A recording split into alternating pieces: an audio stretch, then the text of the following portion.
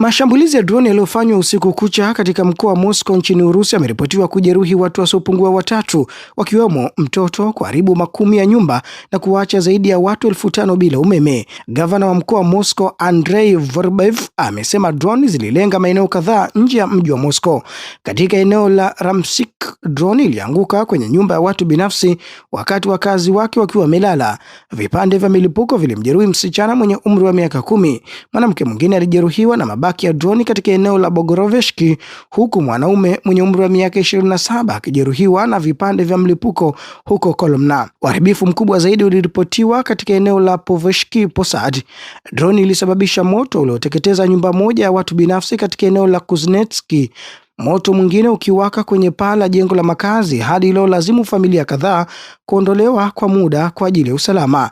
Katika maeneo mengine, mabaki ya drone yaliyosababisha moto na kuharibu majengo kadhaa huko Kolomna. Huko Kotelinki, vifaa vya ujenzi vilishika moto, huko Elektrostal gari na kituo cha umeme vikiharibiwa. Drone pia iligonga ghala la kampuni ya biashara mtandaoni Wildberries katika eneo la Bogodochishki, kampuni hiyo ikisema mabaki ya drone yalisababisha uharibifu mdogo kwenye ukuta wa nje wa jengo, ghala likiwa limeondolewa watu mapema, hivyo hakuna bidhaa zilizoharibiwa. Kampuni ya umeme eneo hilo imesema zaidi ya watu 5,000 pamoja na vituo 46 muhimu kwa ajili ya jamii katika maeneo ya Likono Dolinovo na Orehovo Luzevo walikosa umeme. Kukatika kwa umeme kulisababishwa na uharibifu wa vifaa vya mtandao wa umeme uliokuwa ukisambaza umeme katika eneo la Poveshki Posad. Meya wa Moscow Sergei Sobyanin amesema droni 180 ziligunduliwa au kuzuiliwa katika mkoa wa Moscow.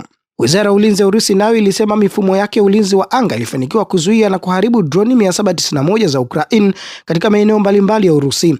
Kwa mujibu wa wizara hiyo, droni zilidunguliwa katika mikoa 15 pamoja na maeneo ya bahari ya Azov na bahari Nyeusi. Katika mkoa wa Ryazani, droni 9 ziliripotiwa kuangushwa, huku watu 3 wakijeruhiwa, kwa mujibu wa gavana eneo hilo Pavel Malkov. Mashambulizi hayo pia yaliathiri usafiri wa anga karibu na Moscow.